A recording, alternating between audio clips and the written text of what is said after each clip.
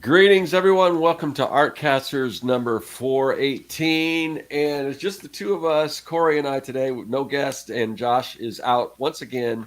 He's got some family stuff going on, but hopefully he'll be back next week. So just laying it all out there, I wasn't really sure.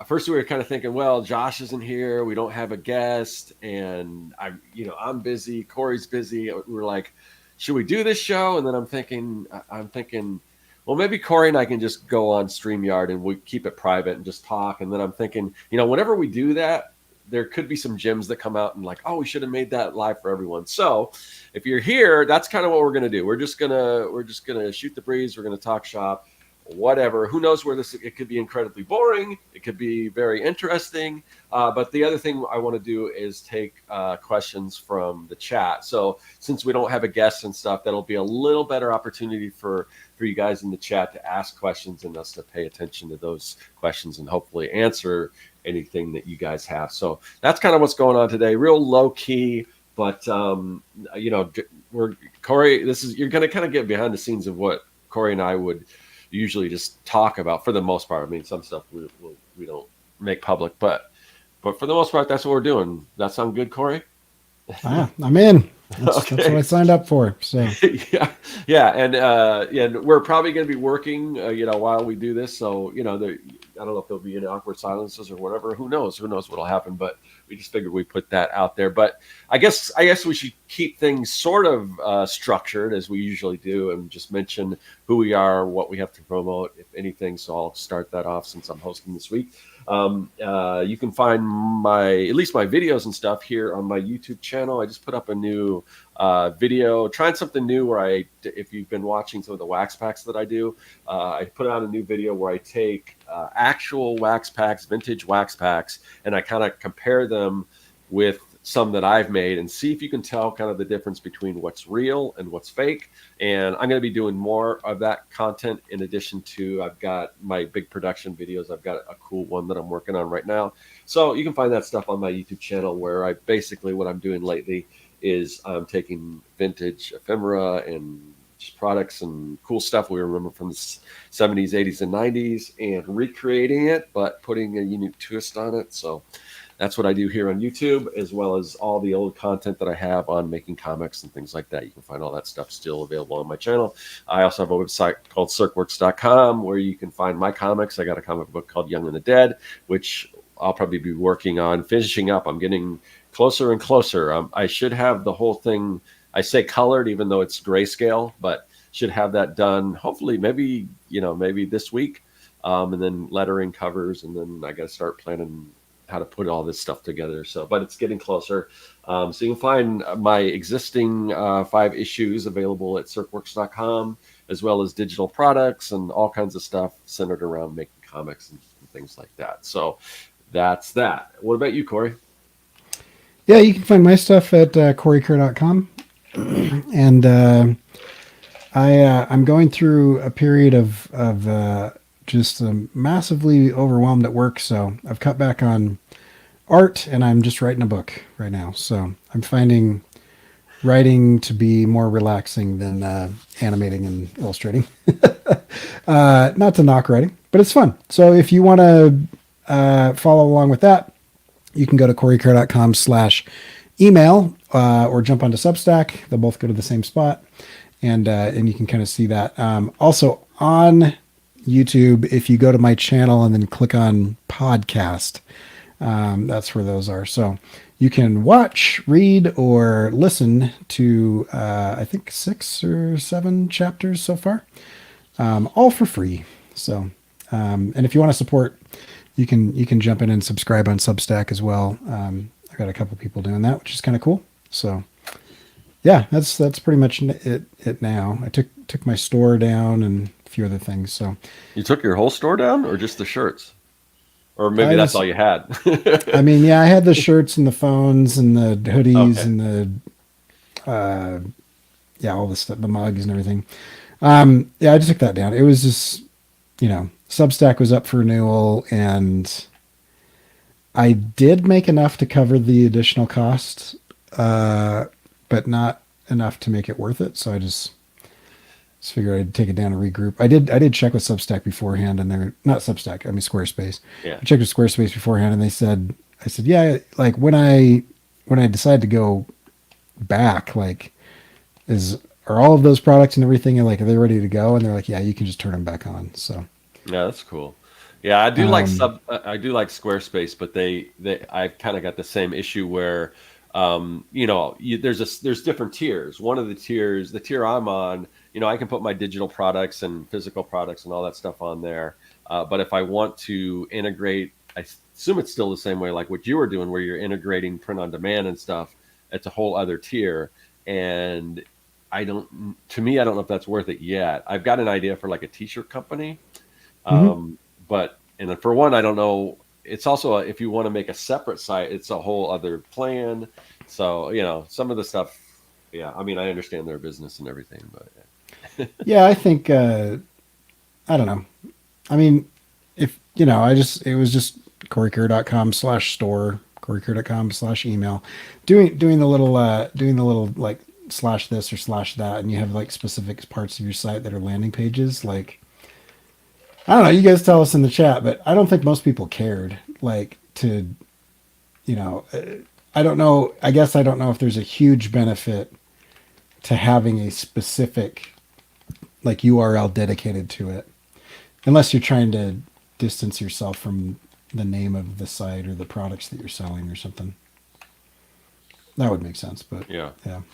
Well, and before you kind of had like a patchwork thing you were doing too. Is that something? Is that might just be too much trouble to go back to? But You mean the screen printing stuff? yeah, like well, no, you before. I think before you had the plan where you could integrate the like the print on demand. Didn't you have something set up with so it kind of bypassed it in a way? It was kind of like a Yeah. So I was using Printful and maybe one or two other fulfillment print on demand things, but you could buy everything on my website, and then that order would get passed to Printful and then fulfilled. okay, yeah. You do have Um, Edie did have a question for you. Let's see if I can pull it up. Curious yeah, she about was your book. asking if I am writing a prose book, and it is prose. Yeah, so it's not a comic book or graphic novel. It's fiction. It's basically there's a quote that Einstein said that time is the thing that keeps everything from happening all at once. And I just took that premise, just like most like sci-fi, and I took it to a logical extreme. So what would happen if that stopped working? And so yeah, basically that's the story, is that time, it doesn't completely stop working, but it starts to break down. And so it's kind of what happens. What do scientists do with that? What does the government do with that? What do terrorists do with that? What do normal people do with that? And yeah, I think it's pretty interesting.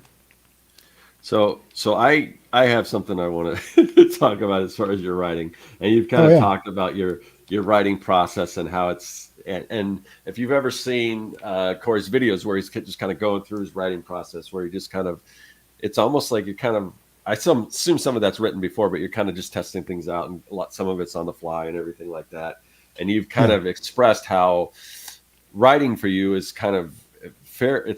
Compared to like drawing things, it goes fairly smoothly. And correct me if I'm It's so much yeah. easier, Scott. Okay. I'll, So for it's you, like I like shot. I'll tell you that. I'll tell you the differences.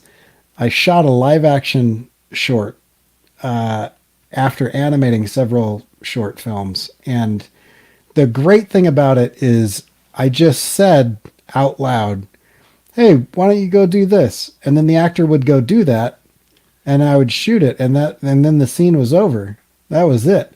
It was amazing. Like, whereas if I wanted to do that in animation, that's like a week's worth of work to like draw it all and then rig it and then move it, and so it's kind of the same thing. It's like if I want a giant crowd scene of people riding horses through the Coliseum or whatever, I just write it.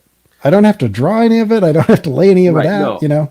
So yeah, I mean I see that. I'm not comparing it to creating a comic because No, no, no. obviously, I know. but Yeah.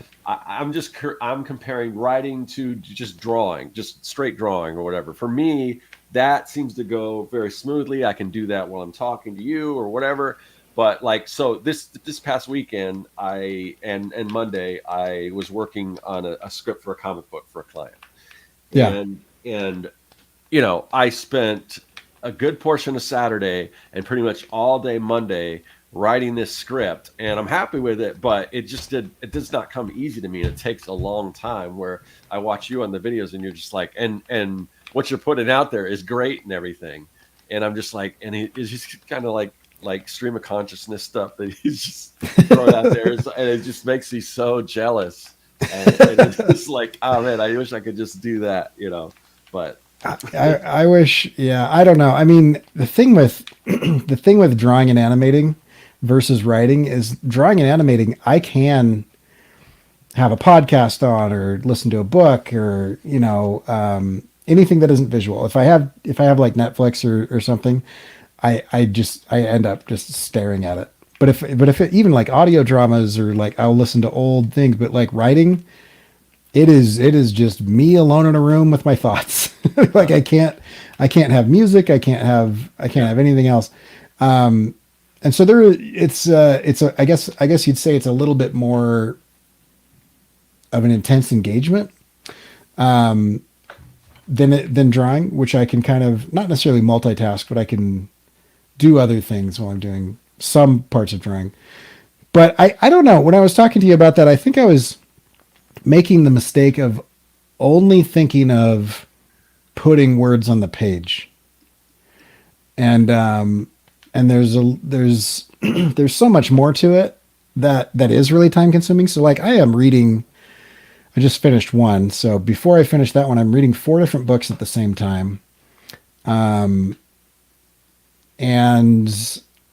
those are to get certain types of voices in my head. So like when I was in college, I just like turned on Law and Order if I needed to write in a legal style, or like I'm a bit of a mimic, And so I've got those, and then I'm also I'm also like reading a lot of different theories, philosophies, scientific explanations, medical journals, like to like make sure that things are right, or the way I'm saying them makes sense or whatever.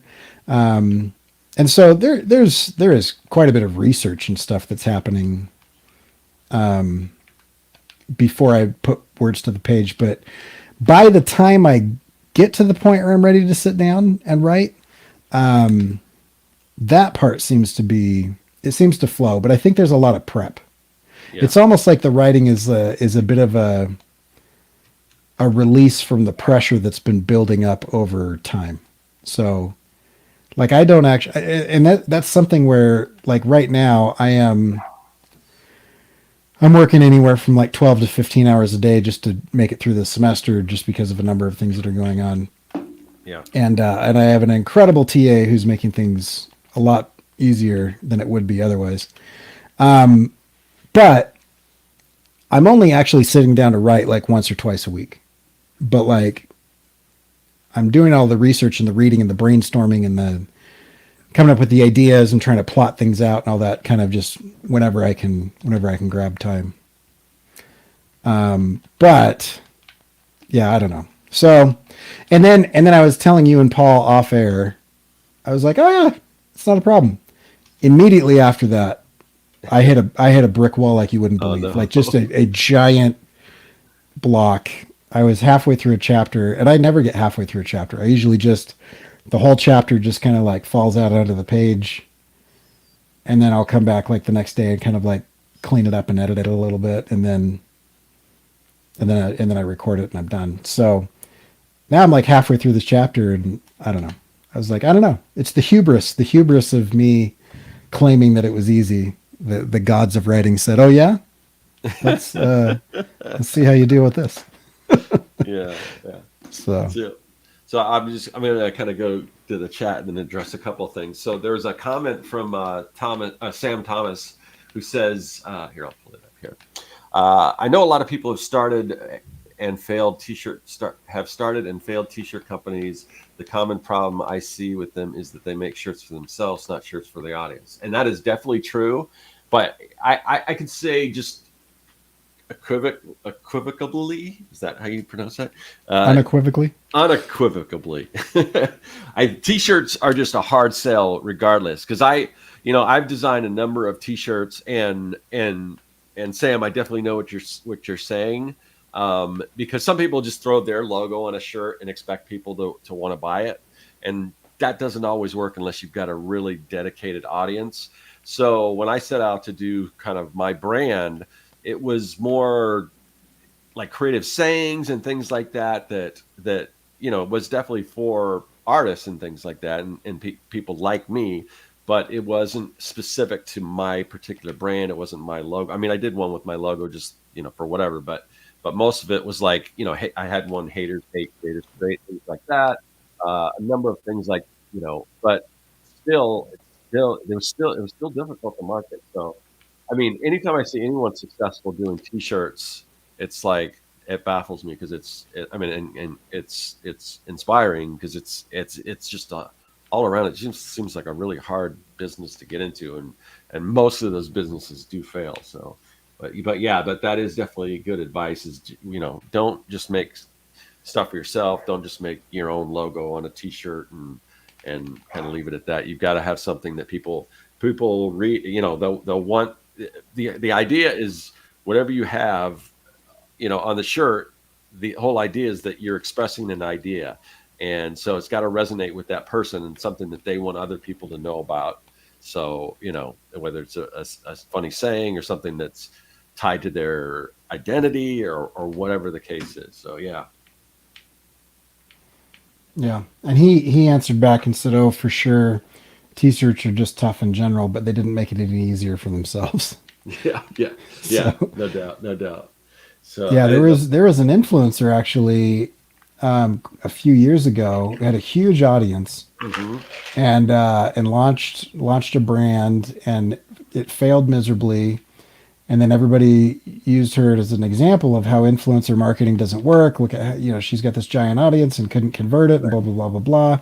And then there were other articles that came out, and there was like she built a giant audience on high fashion, like really expensive Ooh, quality clothing, and then she released these crappy t-shirts that didn't have anything to do with her audience and that her audience would never connect to. And then everybody said, "Oh, look, it didn't work." And it's like, yeah, of course it didn't work. She was doing exactly what Sam was saying. It's like you just made stuff that is totally irrelevant to the people that are listening to you. So yeah, it's just, I don't know, that type of stuff is silly. Some yeah, people are and just I dumb.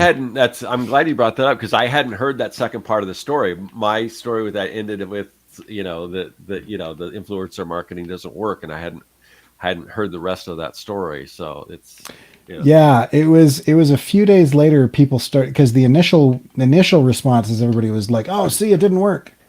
And then a few days later everybody started analyzing what she was doing, and it was like, well, yeah, of course. Like, I don't know. But I don't know. I think t-shirts are kind of hard. I was definitely making the t-shirts that I wanted to make, and not the t-shirts that I think would have matched an audience.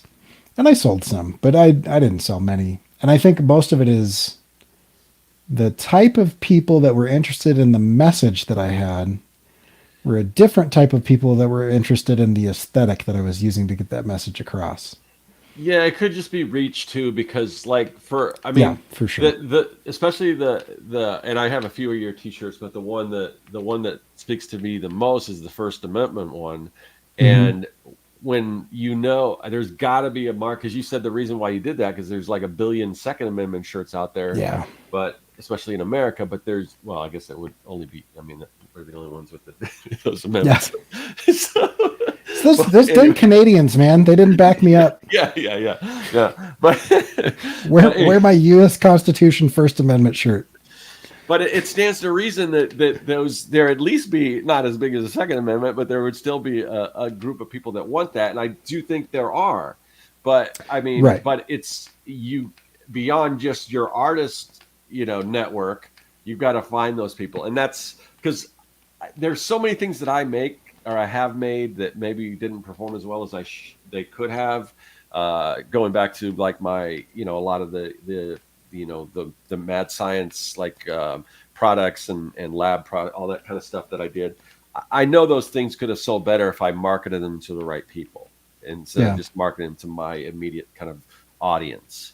So, I mean, a lot of this, even with the YouTube, the stuff that I'm doing now, I'm just, I'm still trying to figure out how to connect to that audience of nostalgia, because I watch a lot of content around that and people talking about all these old shows and things like that. And I follow a lot of channels that are fairly new that have just like took off, but for, I've got to can't rely on YouTube because they're still, recommending me only to like comic creators and stuff like that. Right. Right. So, yeah. So Yeah, yeah. I also think, like with the First Amendment one, that's a good example, right? So it's an interesting amendment because the First Amendment is freedom of speech, freedom of religion, freedom to protest, freedom of assembly, freedom to petition the government for grievances and wrongdoings. It's a good amendment for everybody. I think it's one of the best ones, personally. But what was really interesting is at the time that I was putting that out there, everyone on the left was saying oh, we're getting canceled and getting kicked off of all of these platforms and being silenced, and all of our tweets are getting taken down and all this stuff because of Black Lives Matter and all this stuff, and all these people that own these platforms are just horrible capitalist billionaires that hate liberalism.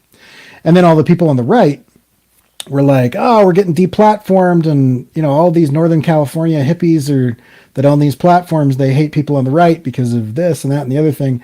And so what was really interesting, because I talked to a few people as I was wearing that shirt, and and what was interesting is all of my liberal friends thought it was like an alt-right conservative shirt. And then all of my conservative friends thought it was like an Antifa, far left shirt. And I was like, it's just a freedom of speech shirt. It's not like any political party owns the right to say what you want to say without being imprisoned, Right.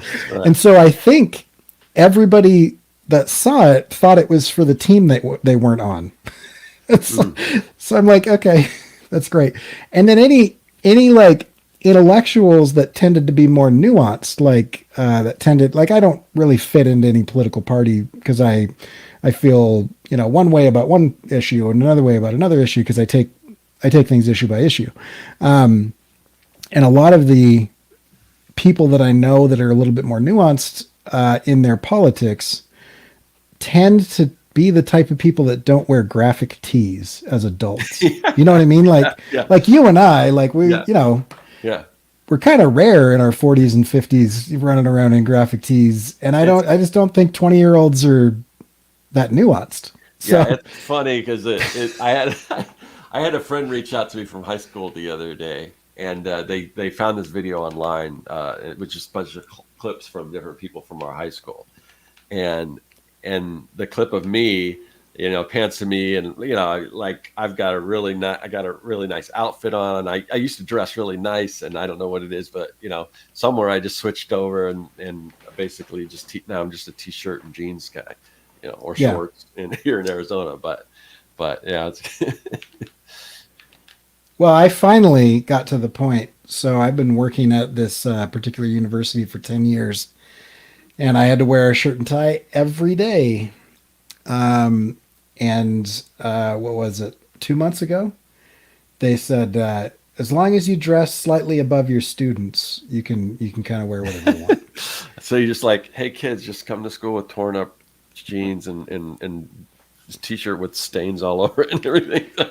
Well, I don't even have to say that because some of my students don't even shower and comb their hair for the day. So I'm like, as long as I brush my teeth and shave in the morning, I think I'm dressing above at least those guys. So yeah. So it's been great. So the whole semester I've worn I've worn Hawaiian shirts. I've worn t-shirts. If I have a t-shirt on, I'll like wear a suit coat around over the t-shirt, like a sports coat, kind of as I'm walking around the hall. But when I get into the classroom in my office, I take that off. So anyway, so it's just like when I was in industry and I dressed with however I wanted. So that's been nice. Yeah, I remember Yeah, when Josh was art director, he wasn't even required to wear a tie, but he would. So just so just I guess it just kind of depends, but yeah, yeah. It's interesting. I don't know. The idea that I've never ascribed to the idea that that the way that you dress changes the way that you behave as an adult. I don't know. I think in some ways it does a little bit. I mean, if you're dressed nice, in at least I don't know. I think you tend to behave a little better, or just have I don't know. Not that I'm gonna not that I'm gonna dress real nice just to go out and do whatever. And I still think I'm a pretty personable, nice person when I'm wearing t-shirt and jeans. But I don't know. Yeah, maybe I bristle against that argument because it's been used to force me to do things I don't want to do Yeah, forever yeah, for a decade. Just like, well, we want to be business attire, and I'm like, I was a business professional. I was like a marketing director, an art director, and I was a business professional for 12 years before I started teaching. And if I wore a tie, people thought I was interviewing for jobs, and they started getting worried that I was leaving. So like, yeah, like if I'm meeting with a client or whatever, I'll throw a button-up shirt on or a polo or something. But I mean, they even in those instances, they wanted to meet with a creative. They weren't yeah. meeting with me because I was doing their books. True, and I think creatives get a little bit of a pass, which is cool. Yeah, That we just they kind of expect to the point where sometimes you don't know really, like if you do go for a job interview or something, you're just like, okay, can it? How do I dress? Because I am a creative. You don't want to look square, because they right. don't expect that. But you'd also don't want to go too much to the other side. So that could be challenging.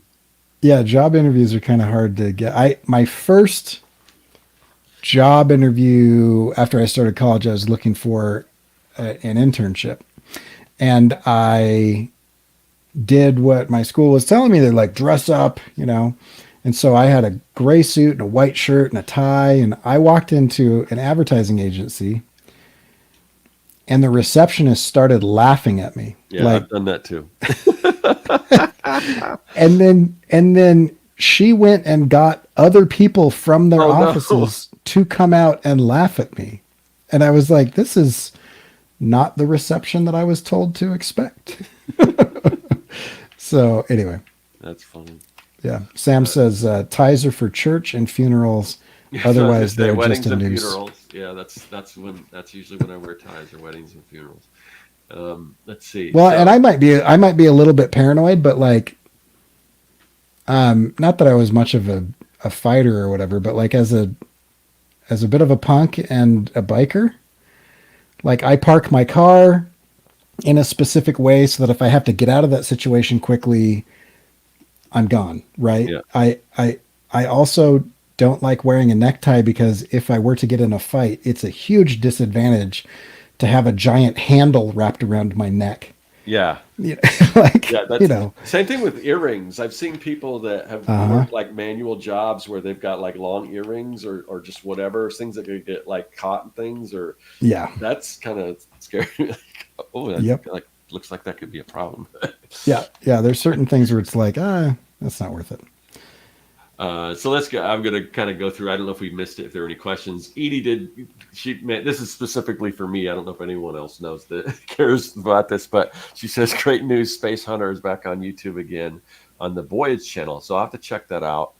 So Space Hunter is an '80s 3D movie. In the '80s, there were a number of really not great, but cool because they were in 3D sci-fi movies. Space Hunter Hmm. was one of those, and I saw that in the theater. And since I'm doing some cult and bad movie trading cards and things like that. That's probably why she brought that up. But yeah, I'll have to check that out. I probably haven't seen that. I probably only seen it like, I think maybe the one time that I saw in the theater when it first came out. So I'll have to revisit that. But I remember watching it at the time saying, yeah, this isn't even as a kid, because and a kid as a kid, I think you're a little more lenient to certain movies. But even then, I was like, this isn't great, but it's got awesome 3D and there's some cool stuff in it. So, but Yeah, I'll have to go back and watch it. that's uh, funny. yeah. Let's see. So Edie was saying that's why security guards wear clip-on ties, which is very true. Oh, interesting. I didn't know that, but that makes And sense. Tankersley was saying that he's a lover, not a fighter. And let's see what else. Oh, and Pepsi Cola says, "Don't dress fancy to a fight unless it's an unrealistic movie, and then do it," which makes sense. Yeah, yeah. I can say that I have been in a lot more fights wearing a shirt and tie than not. But that's just because I usually wore a shirt and tie when I was in the slums of Glasgow, and Oh that's just wow. a very violent place. Yeah, yeah. That's just kind of a specific. I don't know if Yeah, that. it is. Anyway, but yeah, that's So let's funny. see. So are you working on anything currently, Corey? That besides, are you doing any? Because I know you're writing, but are you working on any artwork or anything like that? Or? I have been designing a bunch of marketing materials for stuff. So I did a bunch of stickers for the communication department. Um, but yeah, I haven't designed much. I spent 90 minutes today showing people how to make photorealistic vector graphics. That's always fun. That's cool. Is that like that watch video you did a while back? Yeah, so I Yeah. have I have a skeuomorphic design project where they have to do a photorealistic watch in Adobe Illustrator. And so it's just kind of funny because it's not hard. It's Hmm. very time consuming, but it's not difficult. And so the really big thing about that is just learning to see what is there rather than see what your mind wants you to see. Because our mind kind of like just glosses over things. And and so I've had like neurodivergent students who have like a huge advantage because they can either like hyper focus or they don't have the same like semiotic visual symbol system that neurotypicals do. And they're like, it's so easy. I just see a shape and I make that shape and I see another shape and I make that shape and I just keep doing that until I'm done. I'm like, that's exactly the project. Yeah. But a neurotypical, like that don't have the ability to have like an ADD hyperfocus or have like a, like a spectrum based symbol system that, is more literal.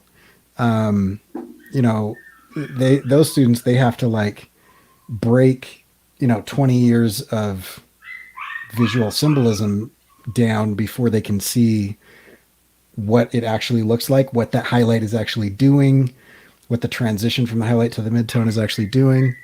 And so it's kind of fun to do that because you're like, I just tell people at the beginning of that unit, like, I'm going to break your brain in the next 2 weeks and you will never be the same after this. And you just get to watch that happen. So today I'm just in there doing like the free form gradient and I'm layering in, just different colors on and putting a Gaussian blur on it and then dropping it down in opacity and putting in like a multiplier, a screen, or an overlay blend on it. And the funny thing is just hearing all these Gen Z students just like audibly be amazed at what's going on. And it's like, that's probably not a common thing for like 20-year-olds to sit and watch somebody use software for like 90 minutes and not like play a video game, but just like use software. And they're literally like, oh man, oh, like the whole time. So it's fun. It's fun to just listen to everybody just like gasp and be impressed as I'm like just designing things. Yeah. So yeah, That's cool.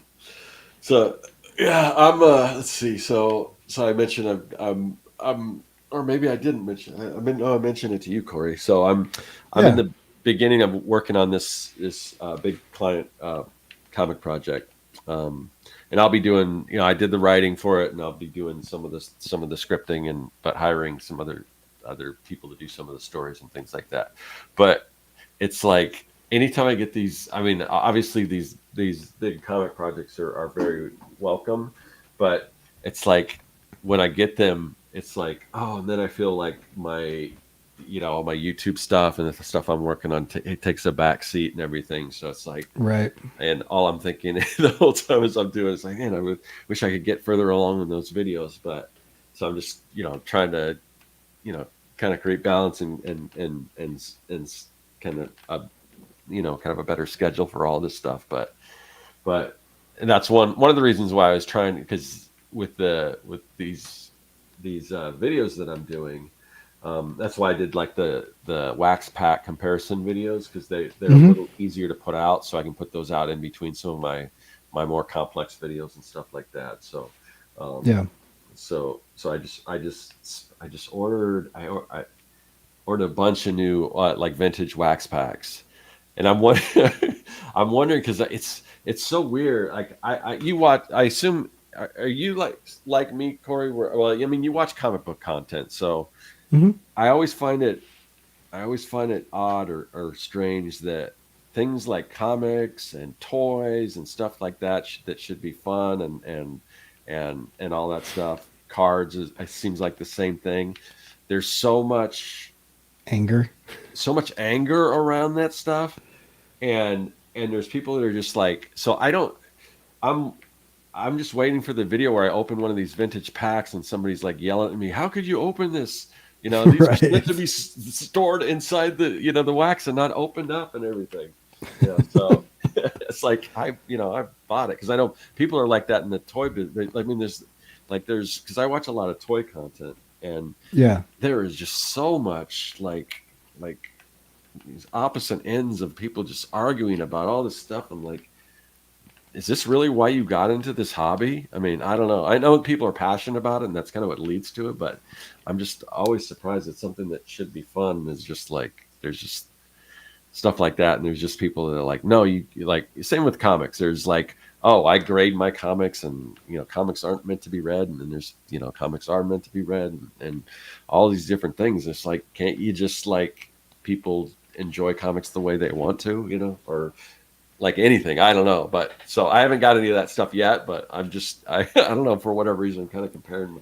I'm kind of Oh, you preparing you myself are for that. you're describing the exact reason why I always feel like I'm not allowed to claim a specific fandom, Uh huh. because I'm like, I like Star Yeah, yeah, Wars, but yeah. I don't Star like Wars. Star Wars Yeah, enough to get angry about it, or I like anime, but I don't like anime enough to like build my entire wardrobe around it, or like yeah, it's just I see all these super fans that are gatekeeping the thing, and I'm just yeah. like, I don't think I enjoy anything enough to have conflict over it, you Right. know? I And because Corey, don't you know, you can't like some of the Disney Star Wars. You either have to right. like all of it or none of it. You can't just, it's like, Or you can be like a Star Wars gatekeeper, and it's like, yeah, I like the Star Wars that has already happened, and any of the Star Wars that isn't exactly like that, it makes me mad, and I think that there's some sort of weird political agenda behind it or whatever. I don't know. It's like I liked the prequels, and I'm not even allowed to say that out loud because everybody's like, oh, that's terrible. But I'm like, I was 15. Like, yeah, they were great. I don't know. I just wanted to see people do flips and fight with laser swords, and that's what I got. It was wonderful. yeah. And I think there's a lot of either forgetfulness or like rewriting history about because I mean, obviously, if I had to pick one era of Star Wars, it would be the original. I mean, I grew up with it. I mean, it changed my life. But Sure. there's a lot of stuff in like Jedi that I wish was better. There's Star Wars Holiday Special, which I love for different reasons, but it's not great. There's a lot there. The Ewok movies, the cartoons weren't. I mean, it's like not like everything in that era was perfect. There was good stuff, and Sure. it's just like it's just like throughout the whole thing, but people just forget. forget about that. So I don't know. Yeah. Well, it's fun. It's funny because my dad didn't, my parents didn't really like sci-fi. Yeah. And so we watched a little bit of Star Trek. And then I was kind of annoyed as a kid that like Data wasn't exactly like, he wasn't a Vulcan. I was like, Hmm. the nerdy science guy is supposed to be a Vulcan, or whatever. But then I got over that and I like Next Generation, but we never really watched Star Wars. So I thought that Star Wars was the Ewok movies. Yeah, I Because think for I the remember long you saying that. Yeah. yeah, the longest time that's the only thing I had seen. Like because I Caravan of Courage and that jazz, and I was just like, so when I went back to like watch the original trilogy before the prequels came out, I was like, where's that androgynous blonde kid? Like this isn't the Star Wars I remember. But the funny thing is everybody's like, oh, Jar Jar Binks is the worst character ever, and I'm like, I don't think he's any more annoying than C-3PO. So I don't know, but this could quickly turn on us. I feel like we're Yeah. I Yeah. feel like we're in dangerous territory right now. Yeah, and it's Let's probably nothing that hasn't been discussed a million times before. I mean, we're not as much as we say that we're not the only ones that feel that way. But I mean, there are a lot of nuanced people. You just don't hear about them because that's not what people want to hear on the internet. So, right. Yeah.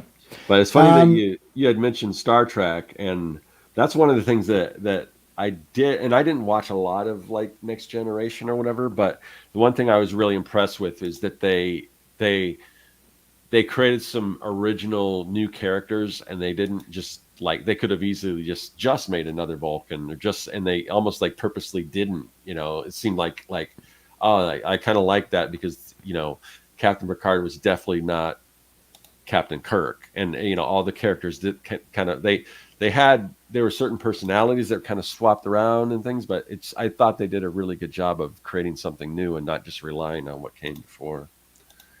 Yeah. Yeah. They've done some interesting things. I don't have whatever streaming service that you can watch Picard on, but I've heard that one's, well, I know a lot of people hate it and a lot of people like it. So Yeah, it's definitely, divisive. But yeah, I don't know. Star Wars is like West Wing in space. And I really liked West Wing. So, it's a bunch of people negotiating and talking about stuff while they're pointing big giant weapons at each other and not using them. But anyway, uh, let's see. Jar Jar is an icon. I do like that the actor that played Jar Jar has had a bit of a redemption arc. oh yeah, yeah, Yeah, that's kind of cool. yeah. It's and you definitely don't want to blame actor. It's the same thing with the kid who played Anakin Skywalker and all this. It's I mean, it's a lot of that backlash and stuff is pretty unfortunate. Yeah, It's almost like the topic of separating the kind of the creator from the work itself. Like yeah, sometimes there'll be something really cool that you enjoy, and then you find something weird about the creator, and it's like, so now I can't like this thing, or it's yeah, it's weird. yeah. Uh, Dylan was asking what happened to the Jar Jar actor. So he was so maligned on the internet, and it was kind of when the internet first started coming out. Um, he was so universally hated by everybody, and people are just cruel.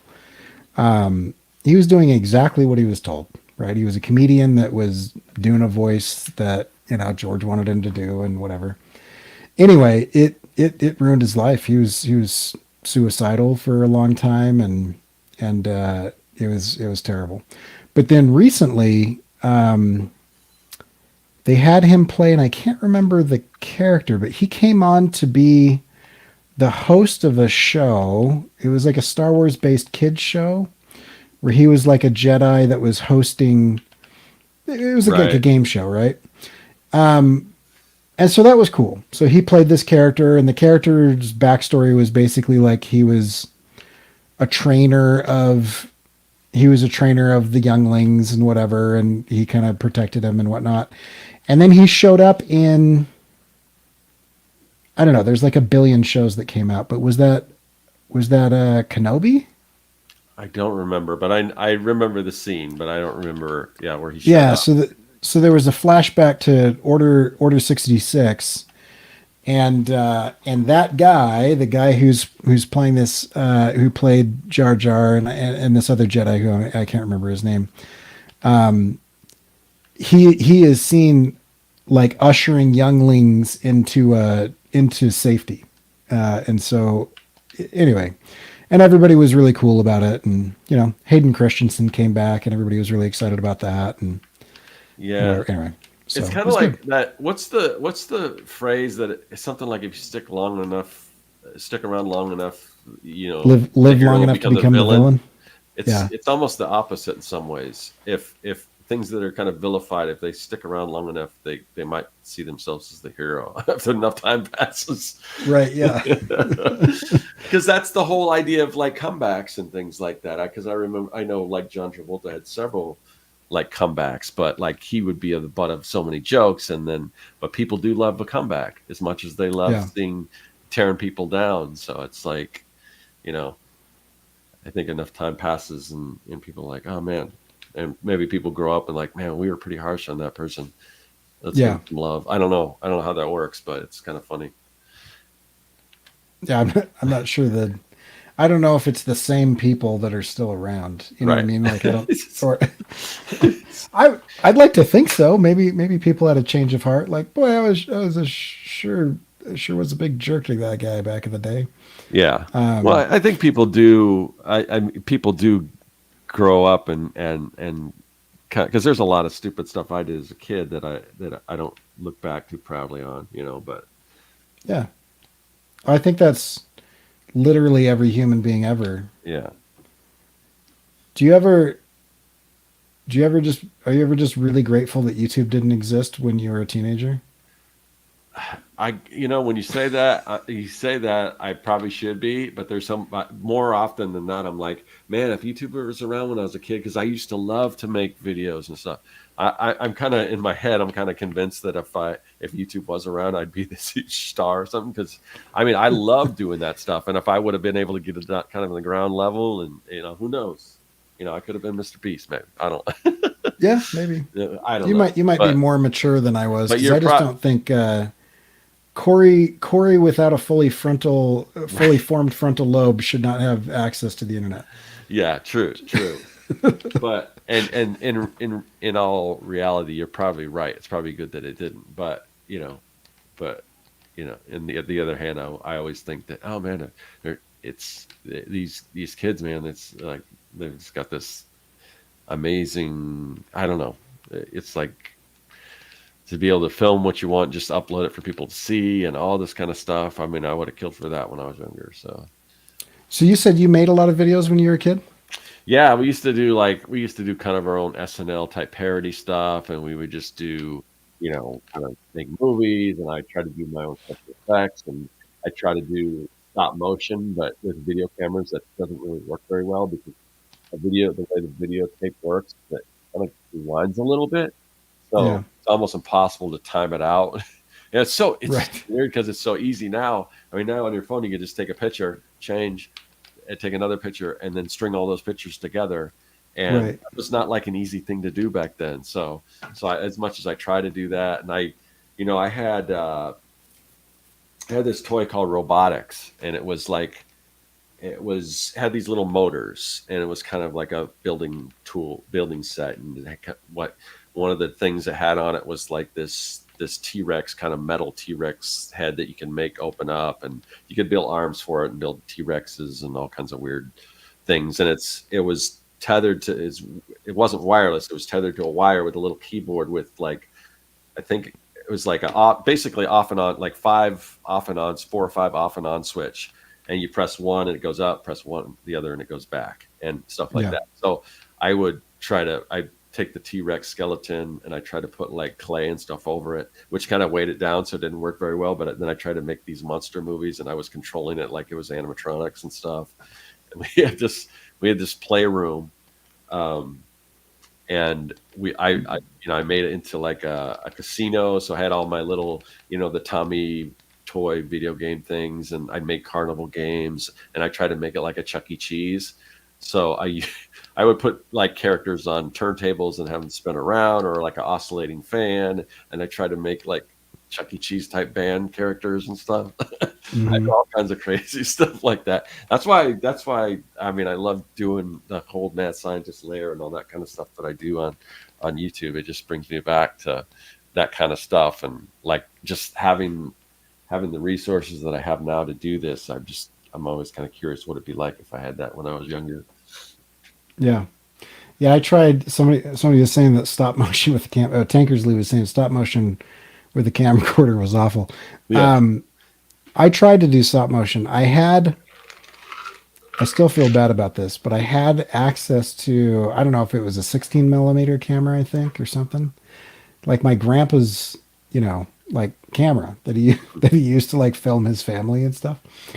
Um, and so I could have actually done stop motion, because those you could take a single picture and advance one frame, whereas you can't really do that on the VHS. But I took it apart and made it into a lightsaber. So like I broke it I broke it down into pieces, and I built it's a pretty legit lightsaber. Like it hung on my belt and stuff. Like I built like a magnetic thing that it would attach and stuff. Anyway, That's for cool. My that. dad used to make homemade lightsabers for like the kids, in the neighborhood and stuff. And he just got a bunch of like cheap flashlights, and then I don't know what they are, but and I don't know if they still use them, but they were these long, like semi-opaque tubes that it has something to do with golf. I don't know if it's for storing golf balls or something, or maybe it's to Hmm. protect golf clubs or something. But they had those, and he would rig those to those, and they're kind of better than the ones that they actually made at the time, because they had two kinds of lightsabers back then. One was like an inflatable one, so you're basic, and I think it did light up, but you're kind of it's like imagine lightsaber fighting with essentially a balloon, like an inflatable Right. thing. And then the other ones didn't light up, but they were kind of plastic, and you can kind of bang them together. And I think they made like whooshing sounds because they were like vents in it, so when the air went through it or whatever. But Oh, right. but yeah, it took a while before they had the ones now, and the ones my dad made, they weren't like telescoping or anything like that. But now they can do a lot of cool stuff with lightsabers and stuff, which we didn't really have that when I was a kid anyway. Yeah, now you got the ones that you can actually fight with and stuff. Yeah, yeah, those are yeah, and they make the That's sounds, and they yeah. that's another thing I can't quite get my head around that level of fandom, because like I just keep thinking like what would happen to these people if they tried this in the slums of Glasgow. Because I'll drive by the park at night or whatever, like if I'm out running an errand or whatnot, and there's just all these college students having like a giant LARPing lightsaber battle, and I'm just like, dude, Glaswegian thugs would just beat the living crap out of all of you. Just like, I don't know. Anyway, I'm glad they're having a good time. I don't think I could become that detached from reality or that invested into a thing to actually do it. But as a kid, the ones where you could actually fight each other and you could hit them together and they wouldn't break or whatever, that would have been awesome. Oh yeah, But yeah, yeah. We would have we would have had some fun with those. yeah.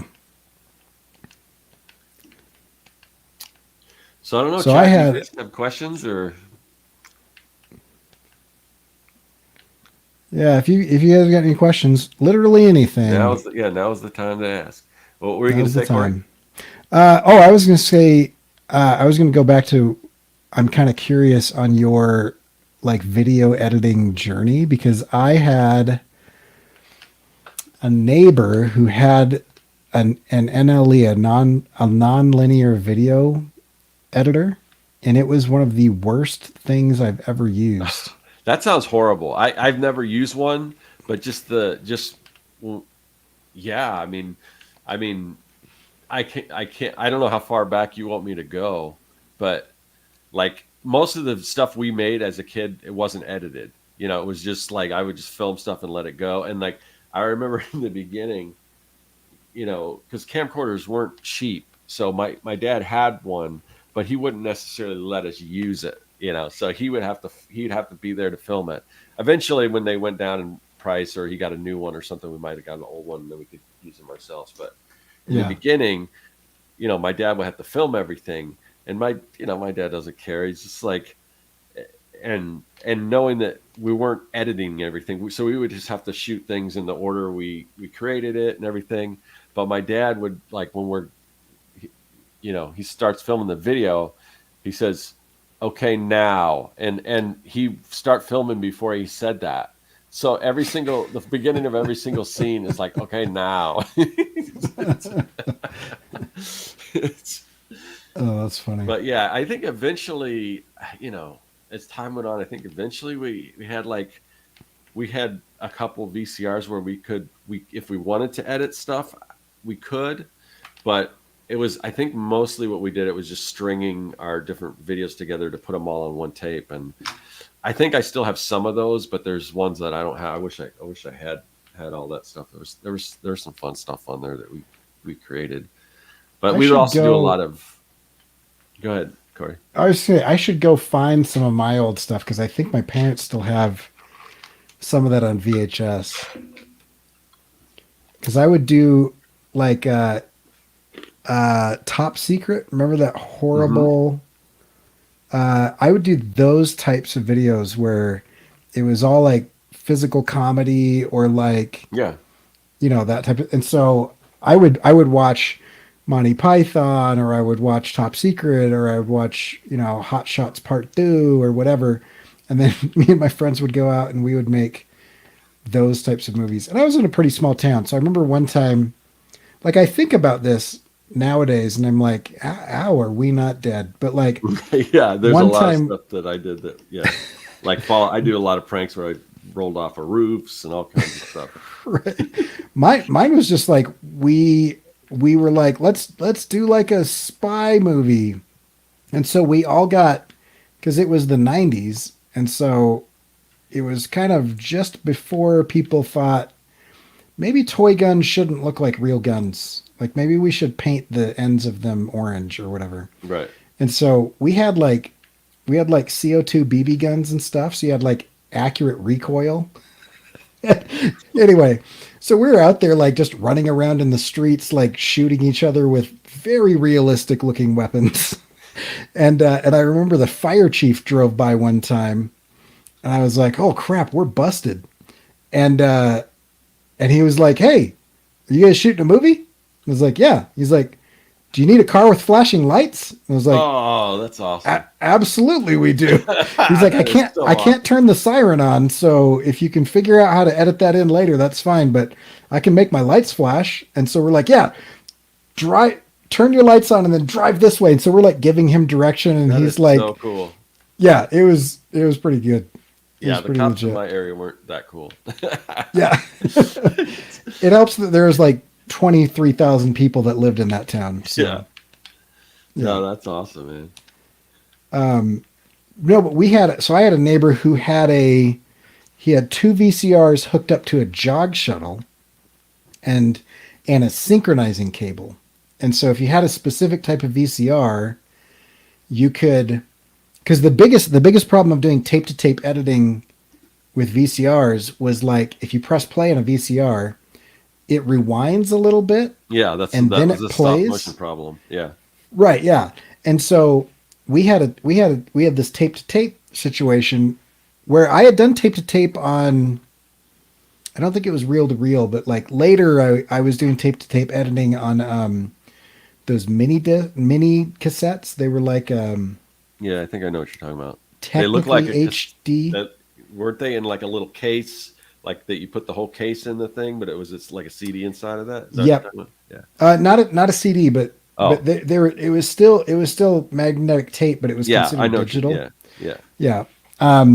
But prior to that, I was just, I would shoot it in camera and just, so you had to shoot everything in order. And if you wanted to edit that scene out, you had to just rewind and try to guess how many seconds or frames it would do for whatever. But this guy, he had this jog shuttle, and so you could literally like spin your finger and it would rewind, or spin your finger and it would fast forward, and you could advance frame by frame, and then you could mark in and out.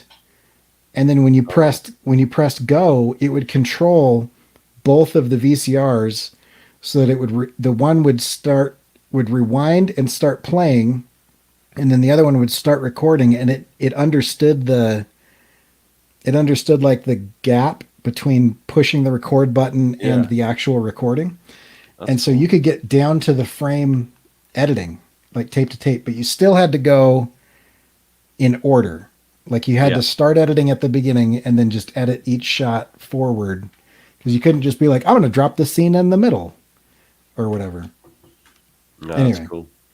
yeah. Yeah, well, I also used to. The one thing I could you could do a little better editing was with like we did a lot of stuff like with audios. Like I used to do like parody songs. I was real big into Weird Al. Do my own Yeah. parody songs, even though I couldn't Hmm. play music or anything. So it was basically just me singing over the actual song. And there wasn't back then there wasn't something where you could just strip the audio out of it. So you Right. just like you're basically singing over it. But I used to have so the house that I grew up in, it had an intercom system, and so Uh if huh.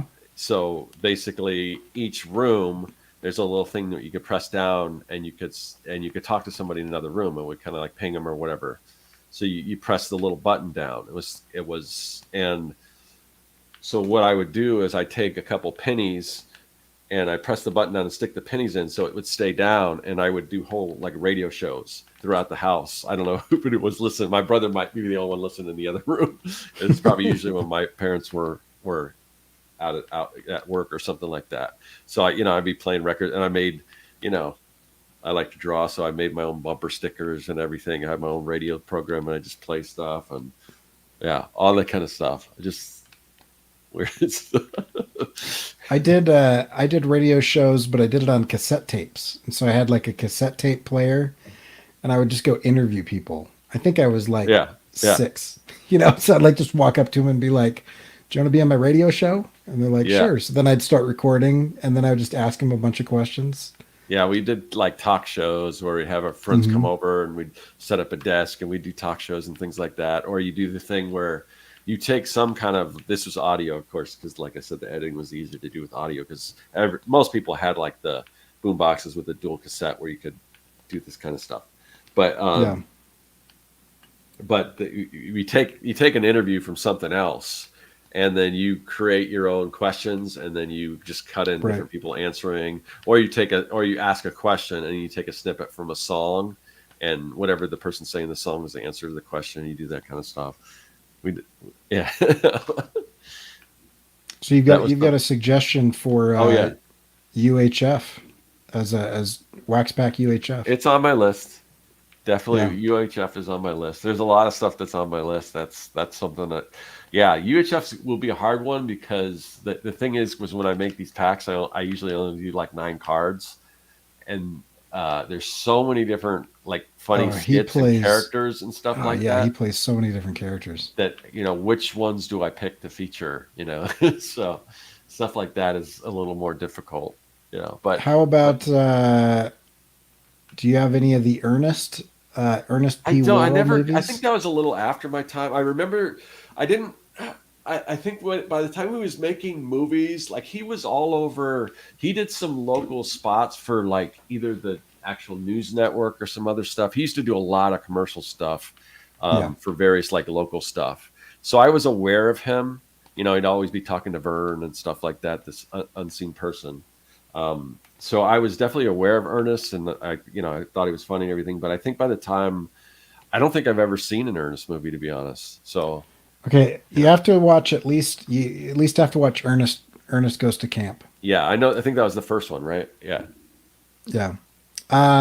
Edie has a question. Do you guys get carpal tunnel or repetitive strain injury while you work? I fortunately I haven't. I know Corey and Josh have had issues. I don't know if it's carpal tunnel, but they've had certain issues. and which is weird because I'm the You don't oldest have of the anything three. with your back or your neck or your hands or anything? No, and it's weird because like when I draw, like now when I draw, it's on a Cintiq, so it's in an angle which is a little more comfortable. But previous to that, like I've always had art desks, but for the most part, I would just draw on a regular flat table, and I still do if I'm drawing by hand. It's always on a flat table. But I don't know what it is, but yeah, I haven't had that issue. So I don't know. Hopefully that, Man, I'm jealous. and and Yeah, and to be fair, like I mean, and I don't think you do either. Josh definitely does, I think, but I don't. I mean, I do a lot of different things, so it's not like I do a lot of creative stuff, but it's not always drawing. So I probably don't right. draw. I might not draw as much as I used to, or as much as a lot of artists do, because I'm not just working on comics 24/7. You know, I'm Yeah. creating other things and stuff, and some of that doesn't require drawing, and you know, some of it's graphic, a lot of it's graphic design, which isn't, it's a kind of different function, and so that could be part of it. But I don't, I mean, I think you're kind of like me too, Corey, where you do a bunch of different things too. You're not always drawing. Yeah, unfortunately, I do think I spend a lot of time at a desk in a chair. Yeah.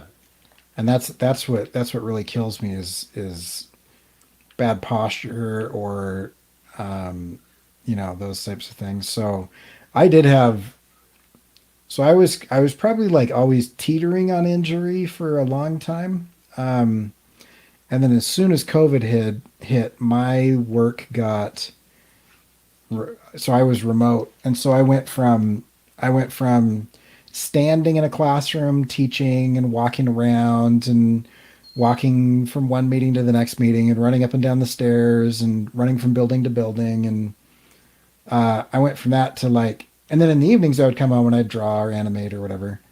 um, and then I went from that to like just 8 to 9 hours a day of just sitting in this chair being in Zoom meetings. So I taught online, I had meetings online, everybody started scheduling meetings. Like you used to have to schedule meetings to where, like it took time to physically move from one meeting to the next. And so then it got even worse because everybody was like, oh, literally, you just push a different button and you can be in a different meeting. Yeah. And it was terrible. And so my body almost immediately broke down. Like I was destroyed. I had to do like 6 months of physical therapy just to like get rid of the pain, and my arms started shutting down. And anyway, it was pretty awful. I think I'm pretty consistently on the verge of that nowadays, but actually sauna 3 or 4 times a week, which is, and when I don't do that, if I miss a couple days, like if I go 3 or 4 days without a sauna, I start to feel it in my neck and my back and my shoulder and my arms. So that's pretty much solved it. And then just sitting correctly and taking breaks and doing certain types of stretches. And I think one thing, I think you are much more physically active than I am. Like you run and you work Hmm. out, and I've never been, as an adult, never been consistent at that. As a teenager in early 20s, I was pretty physical, but after getting married, I'm not as physical. So Yeah. as soon as the semester ends, I'm I'm getting curious back how into much shape that though. has to do with drawing, because drawing is just basically the motion of your wrist and your arm. You know, so I don't know, but But yeah, so from what I understand, all the physical therapists that I've talked to, and I have an interview on my website if you want to go. Sorry, on my YouTube channel if you want to go back and check out this type of stuff. My brother-in-law has a PhD in physical therapy, so he's like several levels above a normal physical therapist, and he was saying that just general strength is what kind of avoids most injuries. And hmm, so, if you're going to get a repetitive stress injury, it's most likely because you have certain tendons or muscles that are not as strong as they should be to balance out the things that got stressed.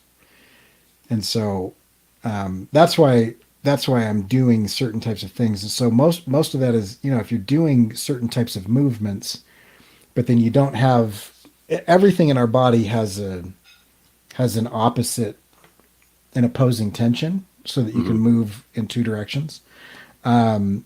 And we often will miss strengthening the opposing thing, which keeps it from injury. So just generally speaking, being physically active, you might get injured doing the activity, but you'll probably recover quicker. But it also staves off most types of injuries that involve bad posture, or hunching over, or those types of things. So my guess is you're just in better physical shape than I am. That's why you don't get injured as much. Well, I was doing. I don't have a sauna, but I have a spa. But recently, it's also getting warmer here, so we don't go in the spa as much. But my spa started leaking, and I haven't had the time to like go fix it. So, Are but you talking it about like a jacuzzi? Is yeah, that yeah, yeah. yeah. Well, jacuzzi is like a brand name. I guess a spa is more of a general term, but yeah. But I guess that can be confusing because spa can also mean other things too. Right, yeah, I've never But like actually understood what a a hot hot tub, I tub. guess would Okay. be the more. I guess that would be the you know as far as Yeah. nomenclatures go, the thing most people would know. But yeah, Yeah, that makes sense. See, one of these days you gotta come up and do the sauna because the trick is, and I've had people over that do the sauna but they don't do the cold plunge, and yeah, it's I feel like that's just torture. Like cold plunging by itself is a special type of insanity, but like yeah.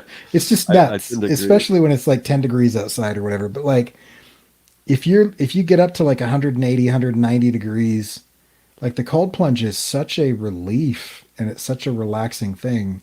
It also keeps the inflammation down. So like doing the sauna with the steam, it really helps because I had that punctured lung and all those broken ribs, and then I had the pneumonia and then the double pneumonia and then all that stuff. And so it really helps with my breathing and my lungs, and it's supposed to improve cardiovascular. But like then you'd get in the cold plunge and it like cools everything down so you're not like overheating, and it reduces inflammation and stuff. The combination is for Yeah, I me can is the see trick. that. Probably not the intensity is not the same, but like because like when it is cooler in the winter time here, and you go in the spa, it's like 103 degrees. I usually have it set Hmm. out, and then you get out and it's nice and cool, and it's very relieving. Yeah, it feels good. Yeah. Pepsi Cola is asking what classic comic book character or characters would you like to work with if you had the rights? That's interesting.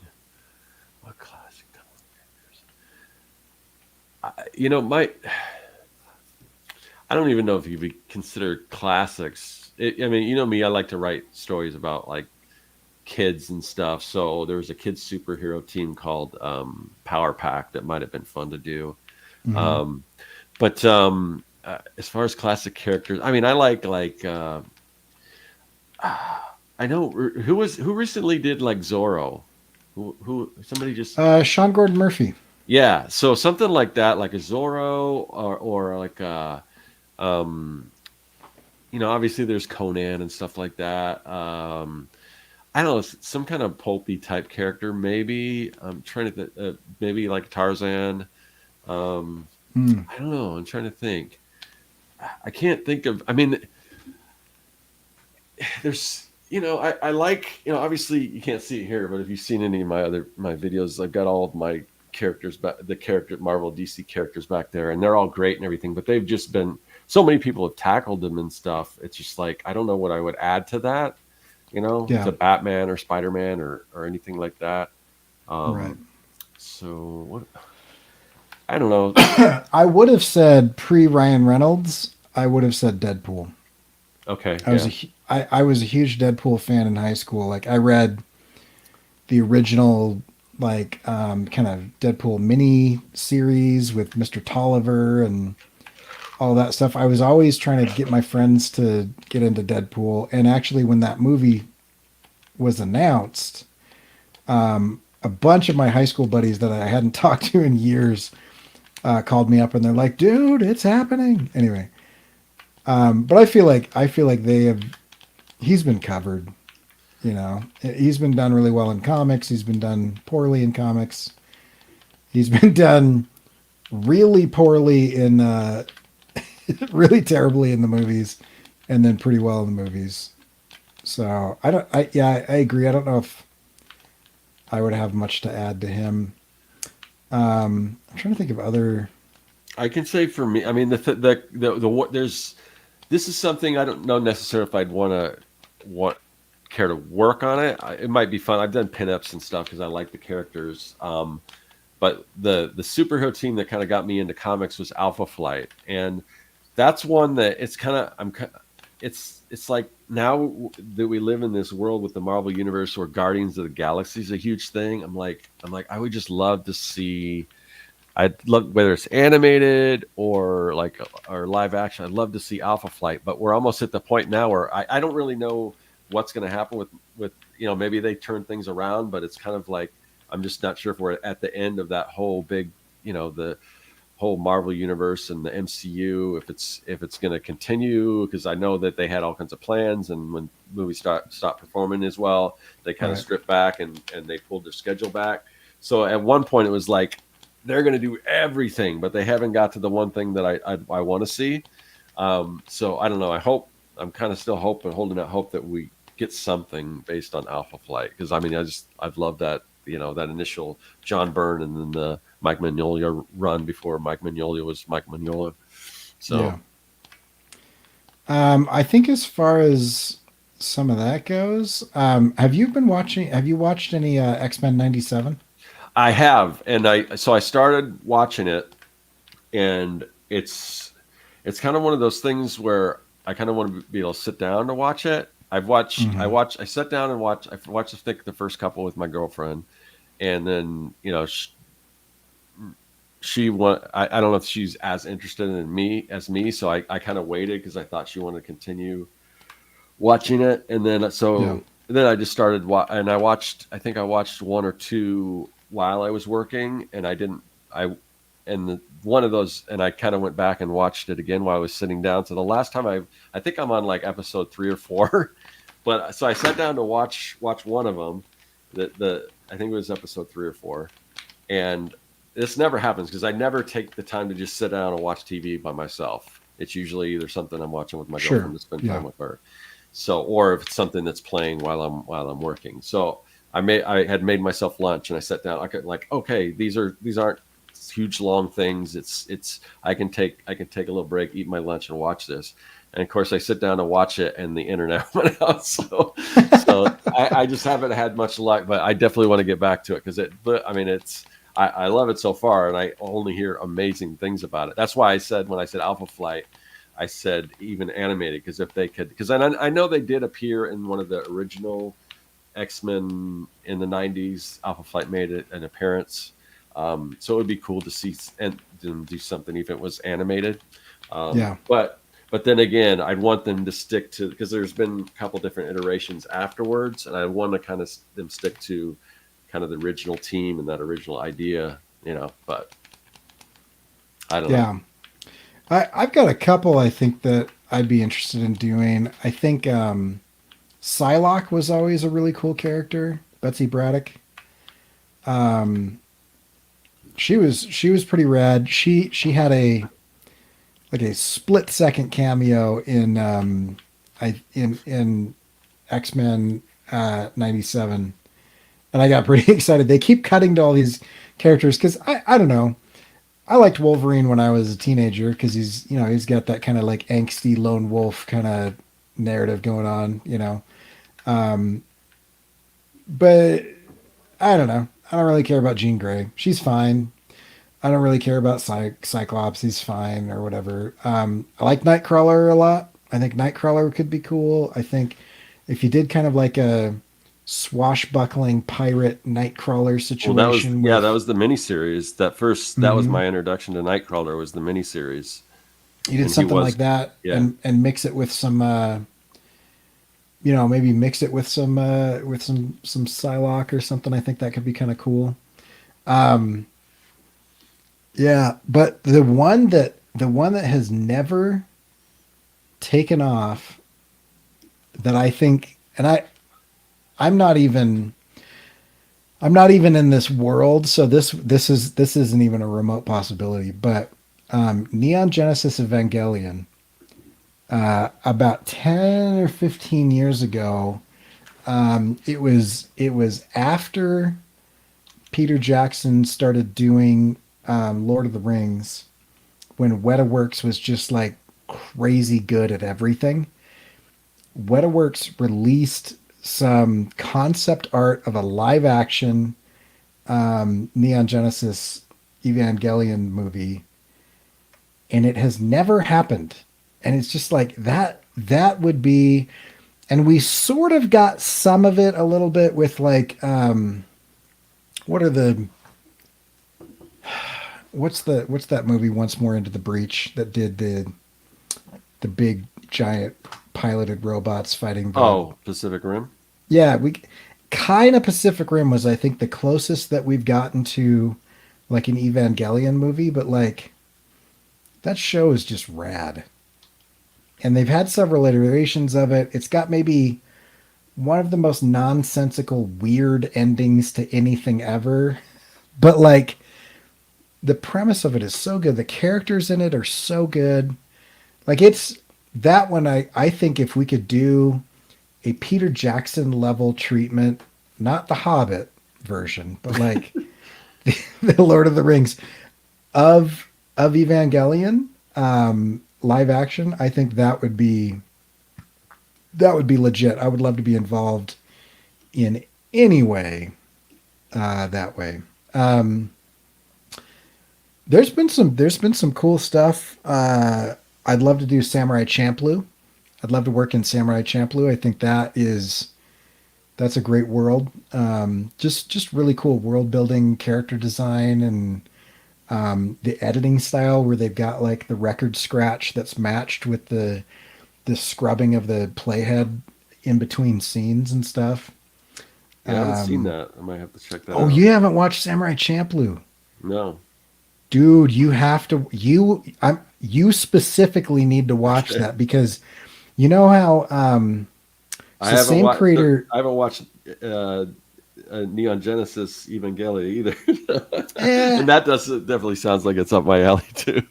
I think you'd like it a lot, Yeah. but it maybe hits different when you get older because it's a very much kind of like an angsty teenager kind of navel gazing introspection. My I parents assume it's don't an anime, understand right? me. I assume it's an It's anime. anime, yeah. Yeah, because that seems to be an underlying theme of a lot of animes. Yeah, but But it's kind of like I love Spider-Man, yeah, but I don't relate to Peter Parker. He kind of bugs me nowadays. Like when they play him straight, when they play him like the way he was written, in the 70s and the 80s and 90s. That's what really spoke to me as like a 12-year-old or 13-year-old. Is just like, yeah, nothing goes right and everything I try to do kind of falls apart. My parents don't understand and my teachers are always on my case and I never have enough money and I always have to make these stupid choices between, doing something super important and doing the thing I want to do. Like that's that kind of angstiness of that character. It really spoke to me as like a prepubescent and then adolescent. hmm But now I'm just like, I like Spider-Man and it's a nostalgia thing. Um, Sam says Spider-Man bugs me in quotes. Yeah. Um, so it's a little bit like that. Like Shinji Ikari, who is in he's the main character in Neon Genesis. He might be the whiniest character that has ever been on the screen. Like, Luke Skywalker when he's like, "Oh, but I wasn't want to go to the right. Tachi station and get the power converters." It's like that the entire show. Yeah, yeah. I've seen a few But animes like that, and I just yeah, realized that that's kind of a part of anime. I try to not let that affect my viewing experience too much, but yeah, yeah. If you can get past that, like the archetypal characters that they've got in there are amazing.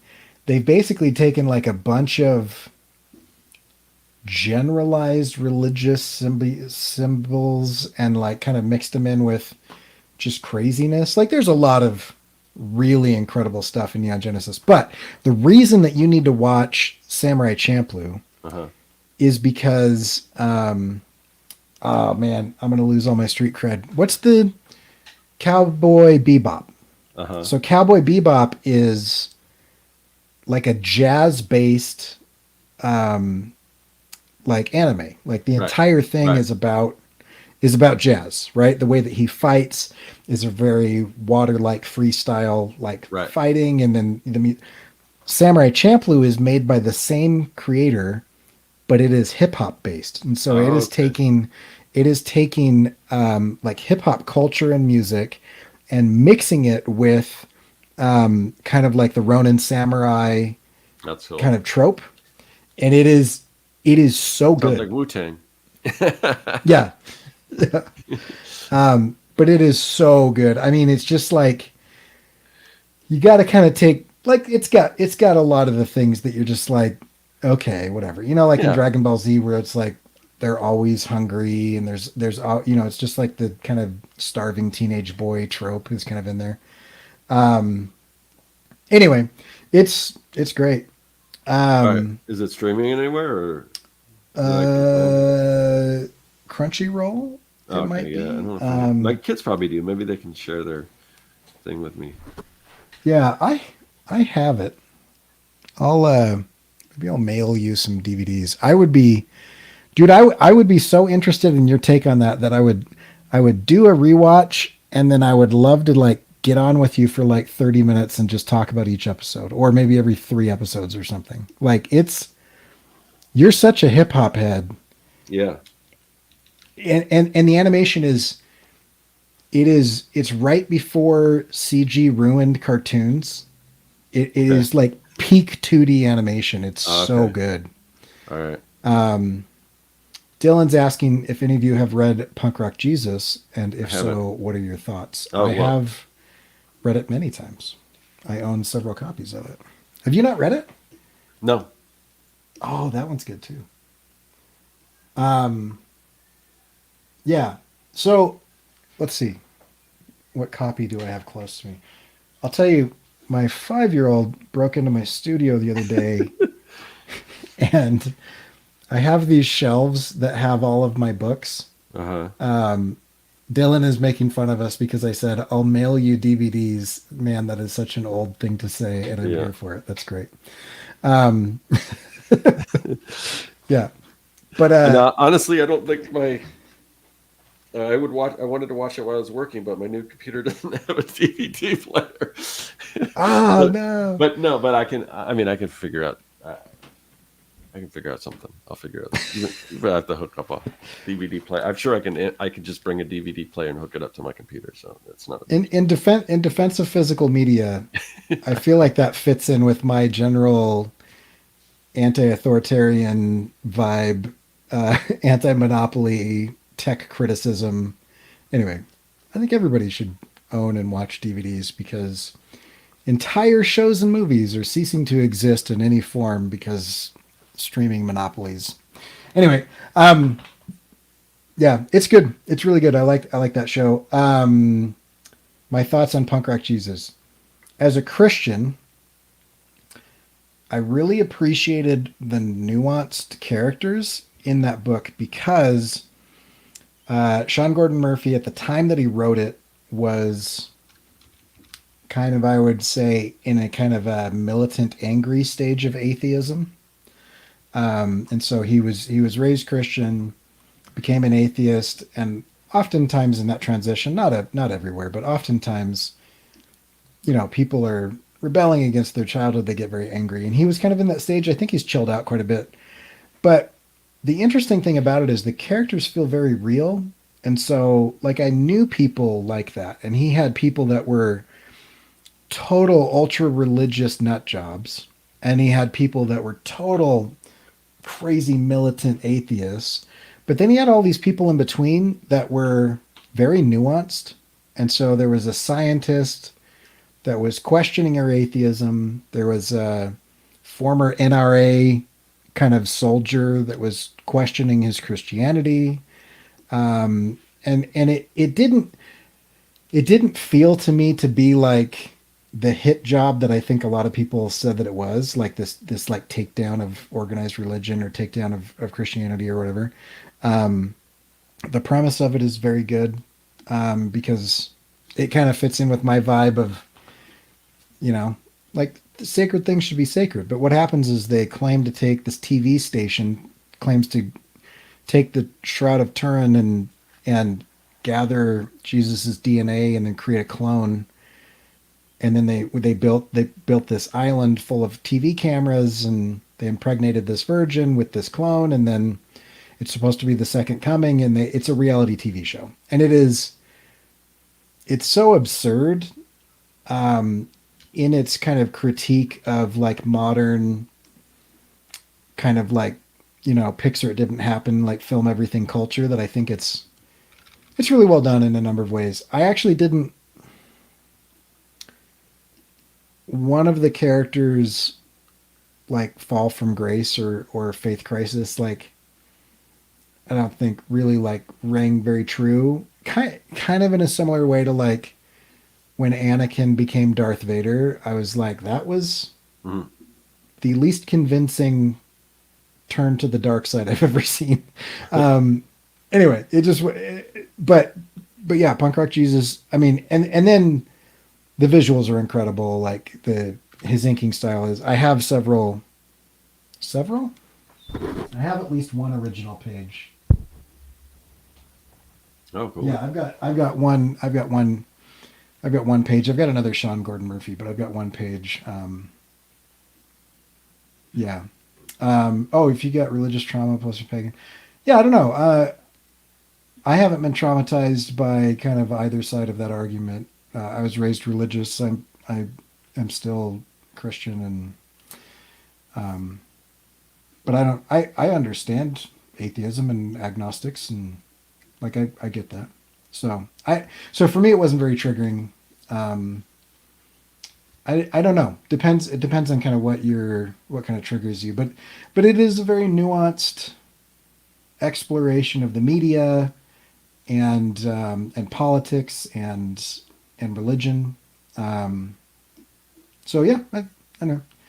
I think it's good, but I mean, if you want to read, there's a lot of other nuanced things that aren't about religion, that you know might be better if you want to avoid that subject. But yeah, Dylan still has DVDs, VHS tapes, and records. I don't have VHS tapes though. For a long time, I think for about 8 years, I used an old VHS player or an old VCR that I got at a thrift store as a adapter. So like I had like one type of cable, but my TV only accepted another type of cable. And so I just had this VCR in the middle to convert the signal from, I think, SVHS to RCA or something. That's Yeah, funny. but Yeah, I bought one of those cassette um, like converters where you can convert your cassettes to digital. oh yeah, I just haven't had time to go through my cassettes and do that, but eventually I'd like to do that. yeah, It's like stuff that I've recorded, not necessarily if it's obviously if it's music or something, I would just get downloaded or get CD or something. But even though I sure, haven't yeah, literally listened to CDs in a long time. yeah. I have one. See, there's another thing about physical media is I have the soundtrack to Samurai Champloo on CD, Hmm. and the CD looks like an LP record. It's one of the Yeah. coolest looking CDs ever. And none of those songs are available on any streaming service that I can find. Yeah, I've got certain groups and things, and there's one particular hip hop group that I keep recommending people, and they can't find it on streaming. So it's like, yeah, there's just certain stuff that if you just relying on that, it's just gonna be lost to the ether. So you need to have that. You need, there's certain stuff that you need to have, on physical media. Yeah. Pepsi Cola's got a good question. What would teen or young adult you think of your current artwork and style? Oh, that's interesting. Um, yeah, man, I don't. Well, I know when I was teen or young adult, I was very, that was kind of 90s, so I was very much into, image and all that, you know, extraneous detail and all that kind of stuff. If you look back at my early stuff, so I probably would have said, man, this stuff is just there's not a lot of detail in it. There's not a lot of you Where's all know the cross hatching, man? yeah, exactly, yeah. So they probably wouldn't like it, even though it's kind of by today's standard, I would say my style, He's Young and the Dead, is sort of a young adult, which you would I guess would assume is a young adult style. So even though back then, as a young Yeah. adult, I might not have appreciated as much. I don't know. It's interesting, but I don't really define myself by that particular by the stuff that I do for Young and the Dead. Like I'm experimenting with some new stuff for this client project that I'm doing. So I don't know. And then other comic book stuff that I've done, I have used like more heavy blacks and things like that, because the young and adult is young and the Dead is very much it's pretty close to a line art style in a lot of ways. I mean, it's not as tight, maybe it's loose, but there's not like a lot of heavy blacks or anything, or shade or like shadows and things like that. Where the next book I do probably will have a lot of that, but I'll just, you know, I don't know. It's hard to say, because I remember, as when I was younger, I mean, and just like today, I just appreciate all kinds of stuff. Like I was very much into like Bill Sienkiewicz, as I was into John Byrne or George Perez, or a number of different, Bernie Wrightston. Those are all very different. So I didn't really stick to a particular style, that I was interested in. Like, and especially like if something like, say, if like you're into Jim Lee, and then you start collecting like Wildstorm stuff, and for a while everything just looked like a Jim Lee clone, and I'm like, I'm not interested in that, because why would I want not as good as Jim Lee but close Right. to it? Yeah. Or I was never really into Liefeld, but and especially like his kind of the people he hired were, you know even a step down from, Liefeld. So it was that kind of stuff. I'm not interested in. I want to see people doing kind of their own original take. And I think the reason why I never really gravitated towards Liefeld was, to me, when I first saw his stuff, it looked like a poor imitation of Art Adams to me. So Oh, I'm like, well, interesting. I just rather just look at Art Adams. Um, but I mean, I wasn't like I didn't gravitate to one particular look or even one particular genre for the most part. I mean, I loved like Dark Knight Returns, but I also loved like Gru the Wanderer. So yeah. So I don't know. Yeah, I think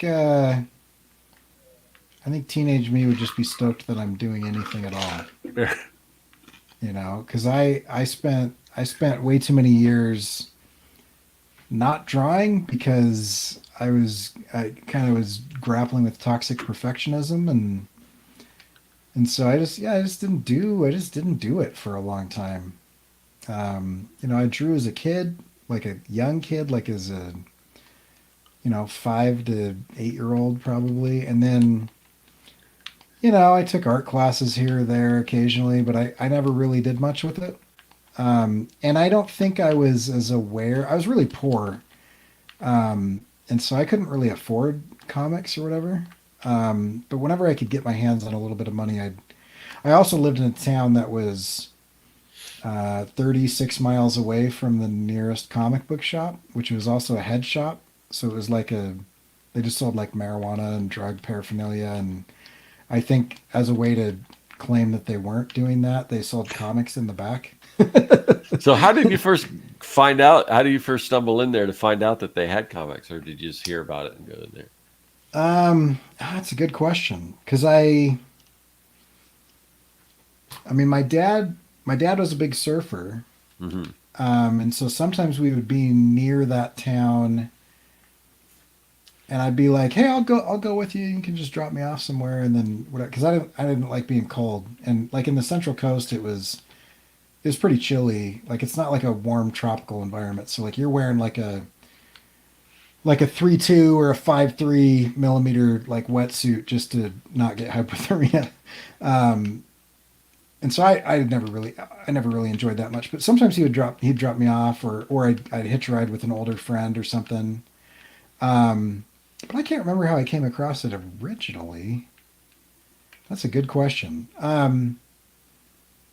I've been back, like I went back last year. They split it into two different shops. So one is Captain Nemo's, and the other one is I can't remember what it is, but it's like a comic shop that also deals in like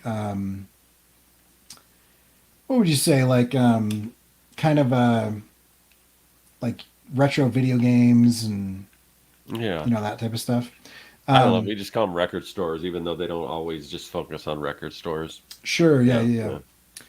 Yeah. But now there's a new one there that only has indie comics. And Oh, it is one of the best. It's a really small shop, but they know their stuff, and like they don't even bother carrying Marvel and DC that's cool.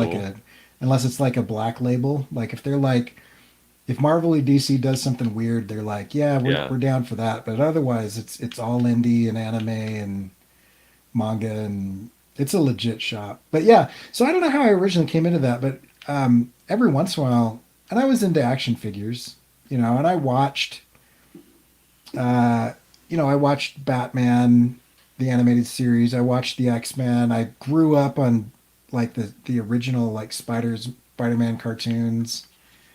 And so I had an interest in superheroes in general.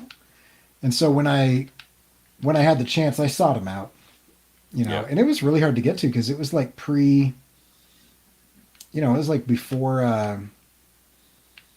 you had like GPS or your phone could tell you where to go. And San Luis Obispo is just a weird town. It's kind of like bisected by an inlet from the ocean, and then there's like a river, and then the freeway cuts it in half. And so like there is not a grid layout or straight street in the entire thing. Like when Mormons build a town, that town it is numbered. There is northwest, east, like where you're going in a grid system. Anywhere that was settled in the west, but San Luis Obispo was not settled by Mormons, and it is just a meandering, weird layout. And so there's like seven freeway exits, and they all like just dump into like a residential area, and you have to like drive anyway. So like we would like print out MapQuest instructions, and like somebody would Yeah. be I like remember those navigating days. from the paper, like to be able, Yeah. or all of us had like an atlas of the US in our car. Did you have an atlas? At one time I did, but yeah, I mean, Phoenix is definitely built on a grid. So Yeah. I just assumed that's the way everything was growing Oh up. no. And then you get out to like places in California and stuff. I'm like, oh my God. And yeah, and no navigation. And yeah. Yeah. Well, Phoenix, I mean, kind of most of Arizona, Colorado, Nevada, Utah, Idaho, that's all originally Mormon settlement. And so Yeah. they Yeah. just they're just like just put a grid down and everybody will know where to go. Yeah. Yeah. It makes a lot of sense. It does. But yeah, so anyway, so I can't remember what I was talking about originally, but I'd occasionally get those types of comics. But I never knew, I don't think I really understood or thought about that there was an artist that was drawing it specifically. Like obviously I knew that there was an artist that was drawing it, but I never thought about a specific artist. Like I remember one cover just being like, that dude's leg and foot is weird. And now Yeah. looking back as an adult, I'm like, yeah, that was Liefeld. Because I know which issue it was. He's doing this like Ninja Turtle kind of jump kick where they tuck one leg in and then extend to the Uh-huh. other one. And his leg has got to be like 12 feet long. Like Yeah. it goes behind several characters. Um, so we would notice like weird anatomy or whatever, but like it never really stood out of like that I was collecting a specific writer or a specific artist or anything. And so I didn't even know any of those guys existed until I kind of got back into it, 10 or 15 years later. Yeah, I don't know where it's probably a little earlier on for me when I discovered different artists, but I don't know what the key thing was. But I do remember at one point that realizing that no, somebody's actually drawing these. They don't just like manifest themselves, Right. and that was when I started like seeking certain artists and stuff like that. So, Yeah, and then it's picking funny out that different. Oh yeah, it's funny that that's definitely a John thing. Byrne. Like, yeah, it's funny because I hear a lot of people like when you listen to artists talking about how they got into it or whatever. There's always like a moment when they realize like, oh, there's somebody that drew this. It's Yeah. not like an automatic thing. It's just like because you don't really think that somebody wrote this TV show or somebody filmed this movie or what. It's kind of the same thing. the It's sad, just a thing that yeah. exists. The sad thing is, in the future, it might always be the case, right? On like, or the present, I should say. Somebody did Yeah, not draw this. Somebody did not write this. It's just yeah. it did appear out of nowhere. Oh man, that's funny. It's yeah, that's I We won't was get into so that. We little don't have interest time. in We're gonna reading have to that. start I don't know. wrapping it up, so we won't get into that conversation. But Yeah. Pepsi Cola says it took me 10 years to realize Marvel wasn't yeah, Stan Lee by yeah, himself. Yeah. Oh man. yeah. Against Stanley's wishes, probably. Yeah, It's he would better. gladly have you continue to Yes. believe that. That's fine with him.